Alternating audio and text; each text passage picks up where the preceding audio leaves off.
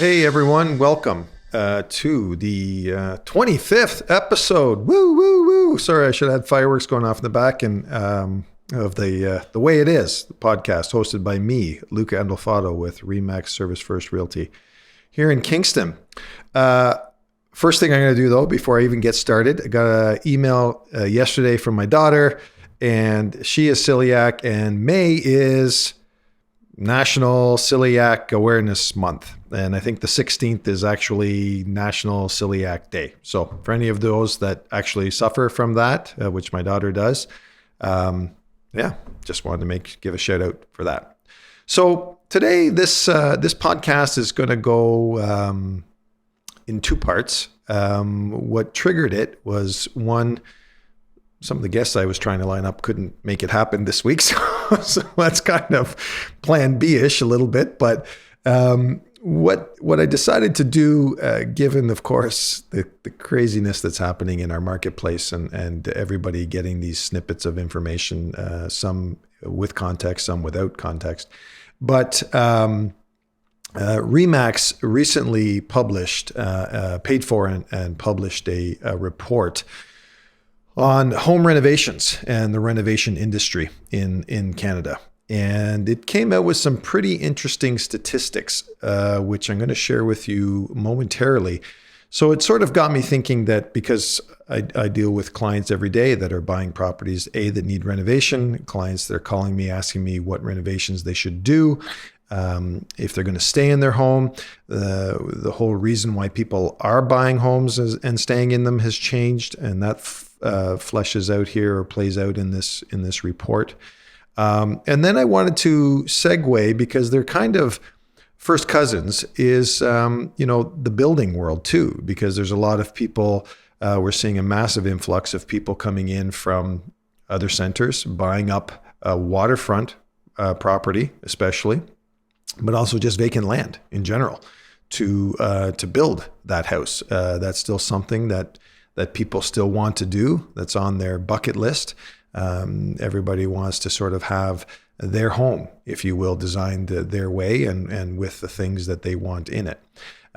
So I'll touch on that and talk a little bit about the things that you need to know, the hidden what to knows when contemplating that venture. And because a lot of people nowadays may be going into it a little bit blindly and taking a leap of faith, which when you're doing something like that, I don't know if I would recommend or not. But so let's jump into it. So Remax, again, they used a company called Leger survey and for Remax Canada, and what they found out is that Canadians that invest in home renovations are doing so to improve their quality of life since the pandemic, versus a real sort of what they call ROI, or return on investment for something in the future.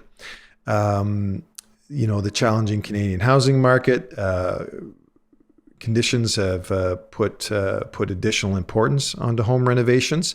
Since COVID started, both for those looking to sell and move on, and those that are just wanting to stay in their homes.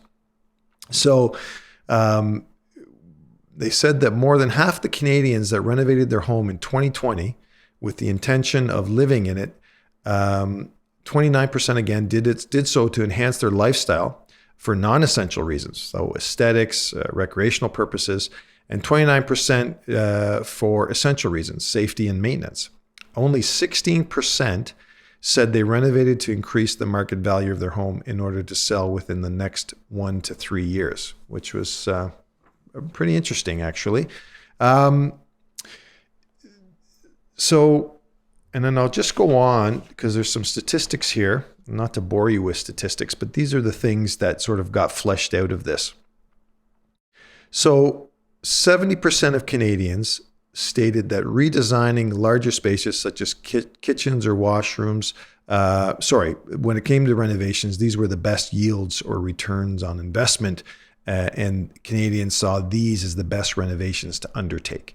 So 70% of Canadians said that redesigning larger spaces such as their kitchens and washrooms were were a priority, and that's supported, myself included, because everybody has asked me even before the pandemic, what should we do, and the sort of line that was always said was kitchens and bathrooms sell houses, and that still plays out today. And in fact, 80% of the Remax brokers and agents that were surveyed made that comment to their clients and customers. So that's still holding true. Out of that, okay, so now we've got, and this has been, since I've been a real estate agent, it's still playing out today. The biggest bang for your buck in terms of getting a home ready, whether to sell it or even just to stay in it. But the one that has for return on investment, both for intrinsic aesthetic reasons or personal reasons, but for the actual return on investment, is a good coat of paint and cleaning the place up. So very minor cosmetic updates and a fresh coat of paint. And in fact, the stat is that most Canadians, 47%, so not quite halfway there, when they started this process or thought about this process, want to keep their home improvement budget under $10,000. Now, given the state of the world right now and the cost of materials, which I'll touch on in a minute, that's getting harder and harder to do, but that speaks to the fact that painting and minor touch-ups and minor cosmetic repairs could still probably, if you're doing it yourself, could get you in under that budget. So moving on, 55% of Canadians felt that landscaping and doing something to their outdoor space would be a worthwhile improvement. And I have to agree 10,000 times there. The one thing I notice with clients and even non-clients, but when I see people, I used to have clients actually that flipped houses for a living. Actually, that was their main source of income.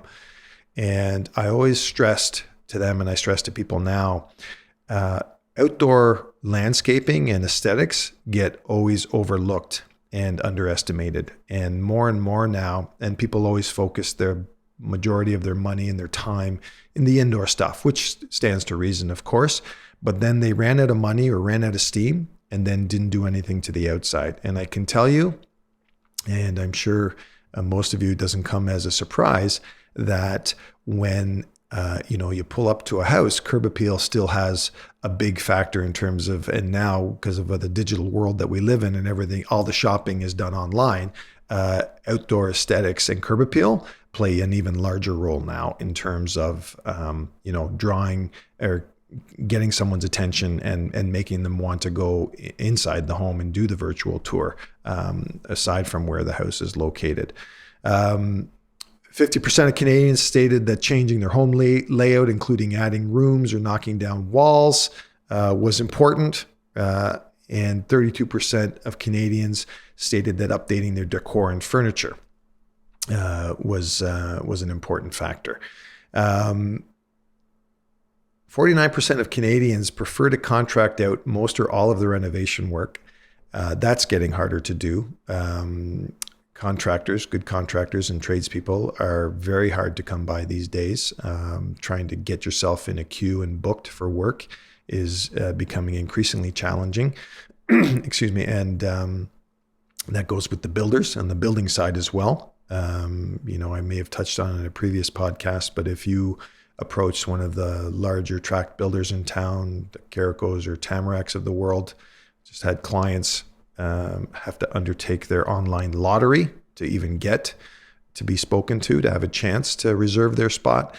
And the earliest they're getting in is March of 2022. And I know for some builders, it's even later than that, depending on how long the queue is. So, 33% of Canadians consider themselves very capable when it comes to home renovations and say they don't need professional help.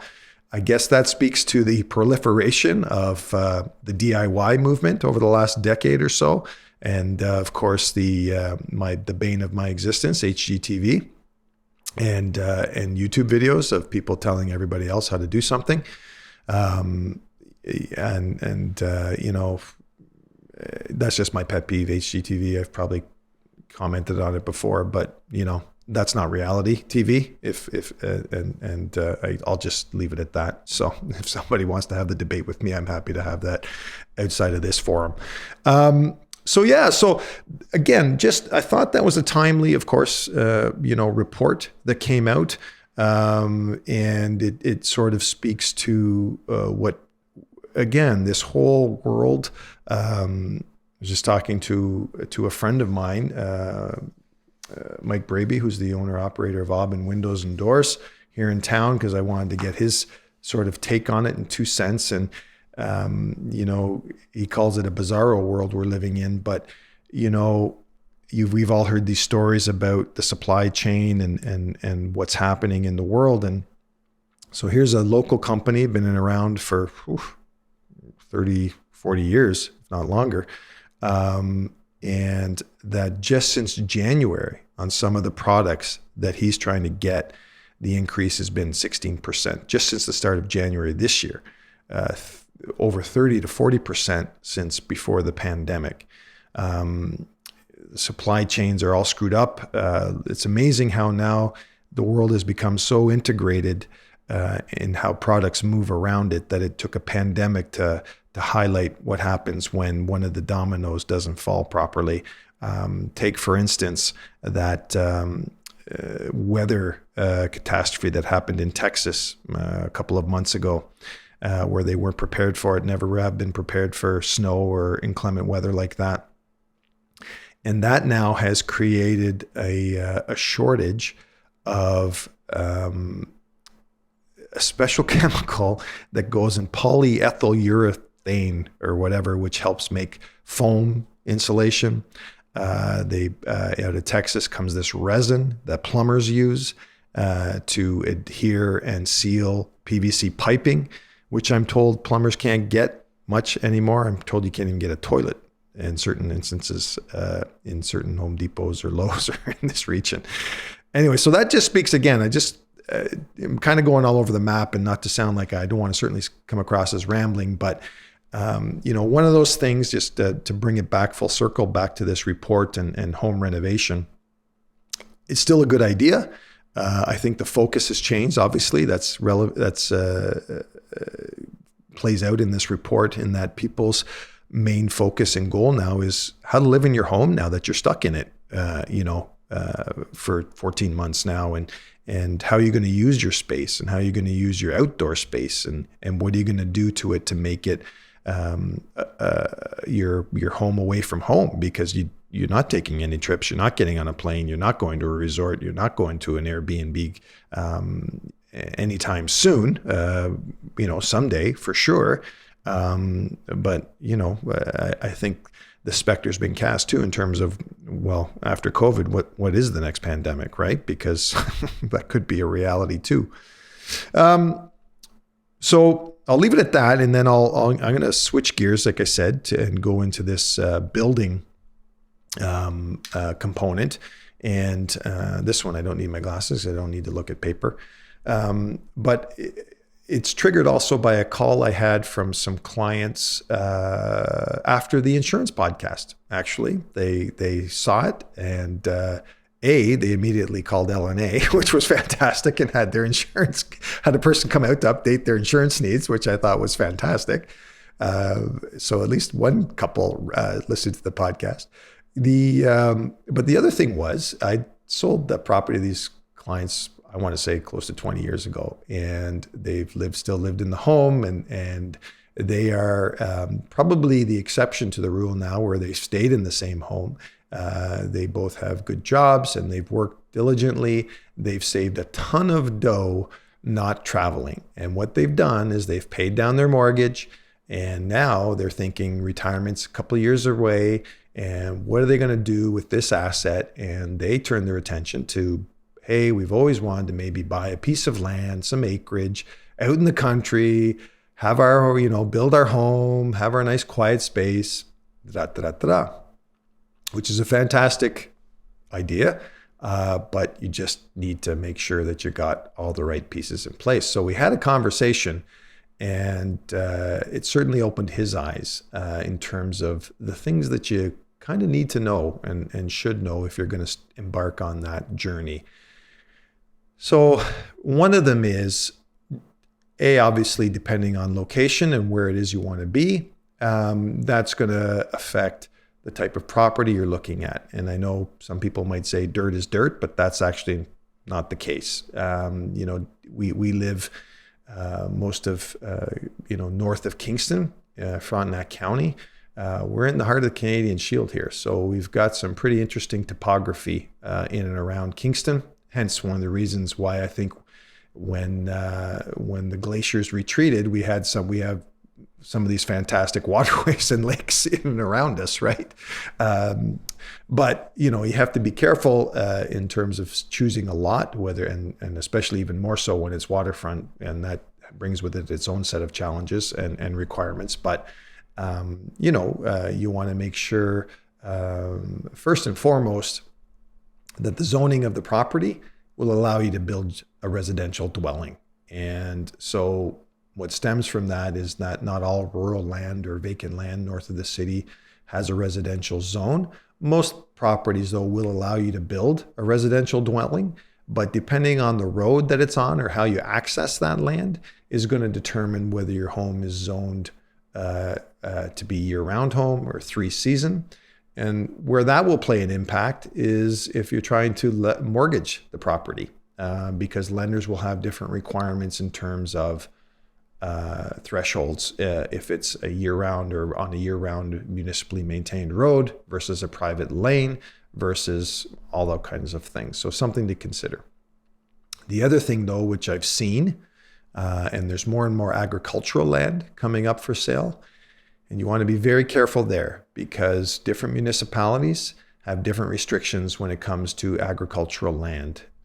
What can be built on it, and what you're going to use it for. So that's just something that, again, your realtor, myself included, would definitely avail ourselves of the uses under the zoning, the current zoning, and what you can and can't do. In most agricultural zones, you can have what's deemed an accessory dwelling unit, but you'll never get, rarely have I seen it, that you would get that agricultural zone converted to a residential zone. So just some things to be aware of. The other thing is, and this can affect your budget, especially if you're going to be like these folks where they thought, you know what, we'll buy the land now and sit on it and get some plans ready. And that's great. That's well and good if you have the ability to do that. If you're going to buy a piece of land, though, again, be prepared that most lending institutions, and it's a case-by-case scenario. Some don't even lend on vacant land. Some will only go as high as 50% loan to value. Some may go to 65%. So now you're talking that you better have, 50% of the money up front or 35% of the money up front if you're going to buy this. And then you're going to have to pay payments on a piece of property that's not going to give you any kind of income to offset your costs in terms of your mortgage payment, the taxes that are going to be owed on the property, and whatnot. So something to consider. The other component of this is depending on what this lot or land looks like, because if it's a lot and, going north of Kingston, there's some waterfront estate subdivisions that have been created. There's also just rural estate subdivisions that have been created that the developers are selling lots. So if you're buying a lot in a subdivided area, in a new subdivision, there is going to be HST that needs to be paid on the purchase of that property. And the reason being, what triggers the HST is that those lots are being created and sold for profit. And so in Excise Canada's eyes, or Revenue Canada's eyes, that's a gain and that needs to be taxed. Okay, so there's the rub. So now every private person is entitled to rebates of the HST. But what that means is if you bought the lot for $100,000, there's going to be HST added to that on closing. So you need to pay all of that up front, then make your application, because the government always does it in reverse. It's pay now, get back later. Then you have to file all your applications and do all your paperwork to get, which I think you're entitled to maybe 36% of that total value back. Now, that's if you're ready to buying it to just sit on it. And most developments, and I know this from personal experience in dealing with some of the builders I've dealt with and some of the subdivisions we've built in, most developers in their subdivision agreements would give you maybe up to 2 years that you would have to have a home constructed, or at least the start of a home being constructed. So something to be aware of. If this is something that was 5 years out, you might want to, you'll need to maybe have those conversations and work that into an agreement in terms of trying to push that date out or get agreement from the developer. So it's not an automatic that you can just buy it and sit on it for 5 years while the subdivision gets completed. No developer wants empty lots with tall grass sitting in the middle of their subdivisions, right? So something to be aware of. So what normally tends to happen in the normal case of the scenario is that if you're looking to have a home built, where you would actually start the process by having the conversation with a builder first or a couple of builders and getting a quote. Because what happens then, if you've got a plan in mind, then it costs nothing to modify lines on a piece of paper. That's the cheapest thing to do, is sketching things out, erasing lines, redesigning things like that and whatnot. But what the advantage of dealing with a builder from the beginning, especially buying a lot in a subdivided area, a lot that's been created even by a private citizen that owns, a large tract of land, and all of a sudden they created 3 lots, right? Well, those lots are going to be subject to HST. That's simple as that. That's what's going to happen. So, but if you engage with the builder, and realtors, we all have our builders that we work with, and even the ones that we don't, we can contract with and get quotes and liaison with them and orchestrate this and coordinate it. But what the builder's going to do is that the builders that you would want to have the conversation with would have the ability to purchase the lot for you and give you a turnkey quote, basically package it all up for you to say, we're going to buy the lot, build you the house for X, and then you're going to take possession and move into the house on this date, right? So what happens there is, because they are HST registrants, they're buying the lot, which has an HST component, it washes through. So but what happens again, is no different than buying a new home today from any builder in these subdivisions in Kingston, is that you then assign your rebates to the builder, so that helps them lower their net effective rate of HST. Okay? I know that sounds kind of convoluted, but you can play this back or whatever and re-listen to it. But essentially, a builder will say, okay, you want this house, 1,500 square feet bungalow or 1,500 square foot bungalow with a finished basement and I'm going to buy this on this lot. I'm going to give it to you for X. So they go in, once you sign a contract with them, they buy the lot, do the deal with you, and then, 4 months, 6 months later, because that's probably the timeline now, probably definitely 6 to 7 months if it's a custom home. This is when you take over the house. This is when we'll deliver it to you.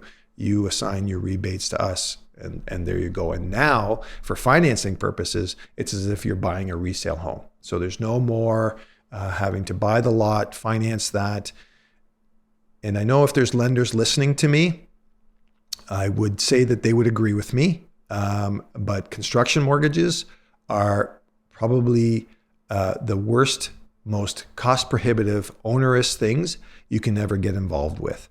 You'd almost be better to self-finance or privately finance the construction of a new home.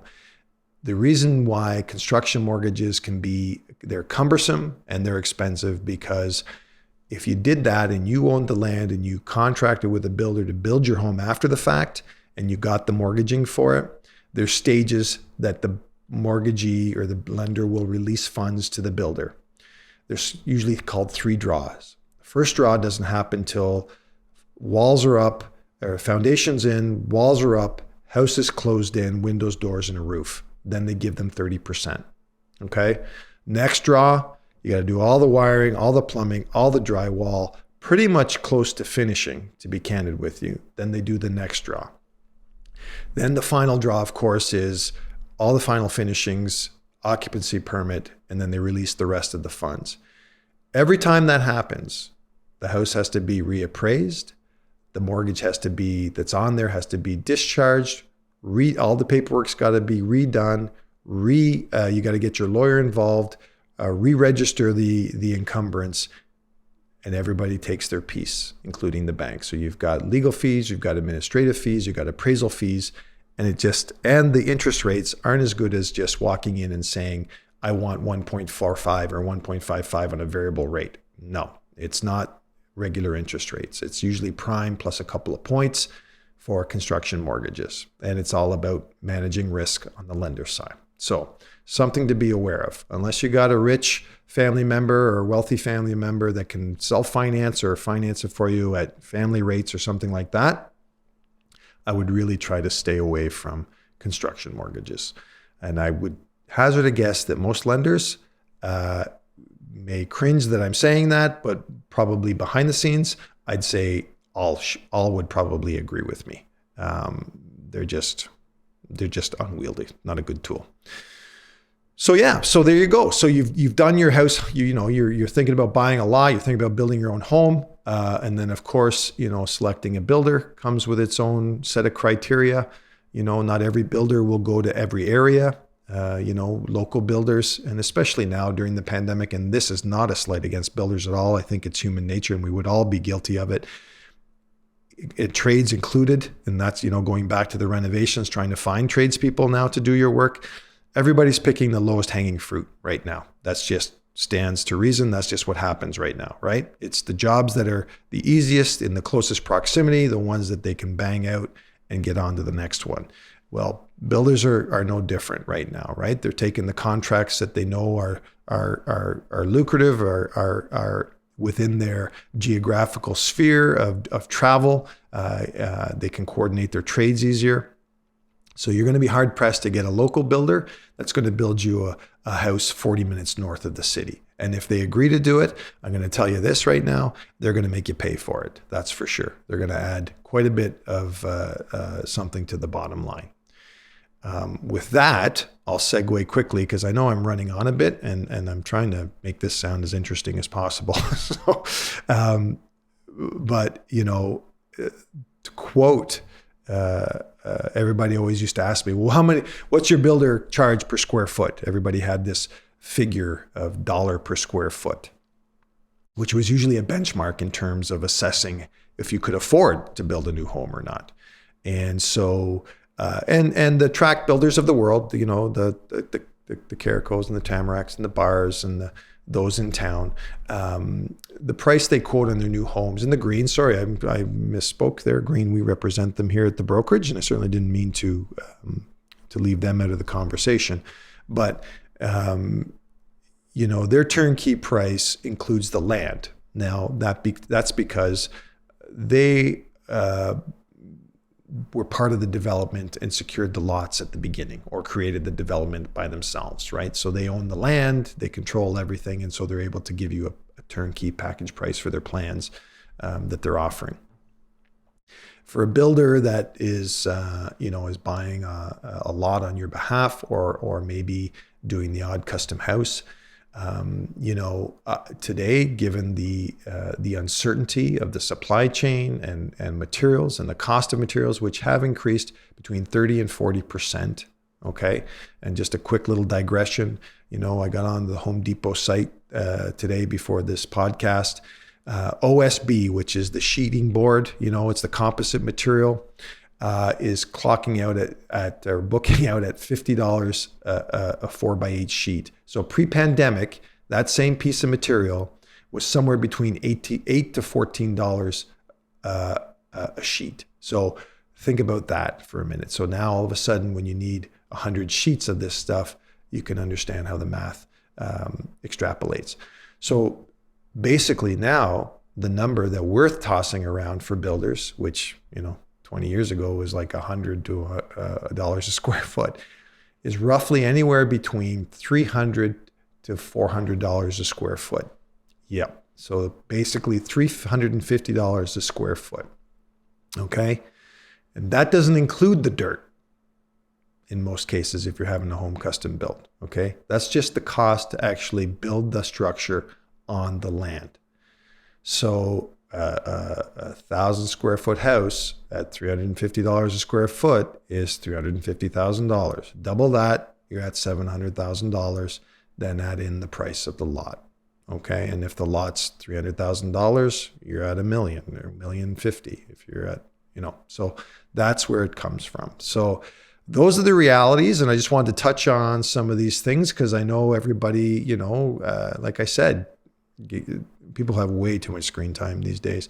Although this is good screen time to be watching this, of course. But anyway, I just wanted to touch on and highlight some things about the renovation world, the building world, looking to buy land, waterfront. I'll quickly just touch on these things. Important things to remember when you're buying waterfront. A, do you own the shoreline? There are, believe it or not, parts of the Rito system, you don't own the shoreline. It's owned by the Crown. Okay, so be aware of that.